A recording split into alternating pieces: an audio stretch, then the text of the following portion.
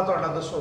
साढ़े सर ना मामला है तो साढ़े अगे बच्ची ने ज्यादती हुई है, उस तो बाद साड़ी तरीक चलते रहन। पुराना केस है 2000 तीसरे महीने 31 तारीख का वकूआ है सर। उनके बंदे 2 नामजाद हैं, 2 बंदे नामजाद करवाया हैं। उनकी वजह तो बंदे असी हाजिरी दे गए 19 तारीख को। साढ़े बंदे उन्हें कोई नहीं फते, उन्हें आख्या तुहानू तरीक पै जानी। असी तरीक दे गए 19 तारीख साड़ी तरीक आ। उस तो बाद जज साहब सर तरीक दिता 2/11 को। उस तो बाद असी गए सुबह को आदे काम कार आदे मजदूरी करने। उस तो बाद असी गए तो बच्ची 20 बच्ची ने अगवा कर ले 15 पे कॉल की।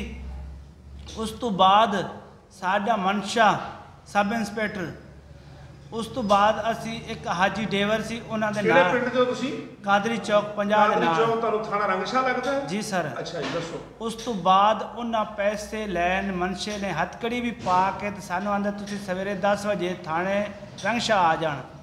उस तो बाद सानू मनशा ना टकरिया ना सानू मनशे गल की।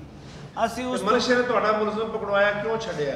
उस तो असी साडी मनशे ने असी फोन किया। मैं कहा तू मनशा मेरा बंदा क्यों छड्डिया मुजरम?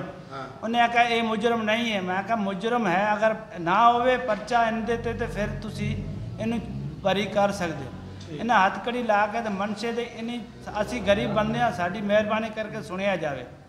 उस तो बाद वज़ीर आला नूं, साडी वज़ीर पंजाब नूं, साढ़े DIG IG सारे ने SP सिन्हा सारे जो भी हल्के थानेदार रंगशाह वो भी साडा नहीं सुनता पाया। कल दा बच्ची गायब है, सानू कोई भी ना हल मिलता पाया। बच्ची की शादी कर दी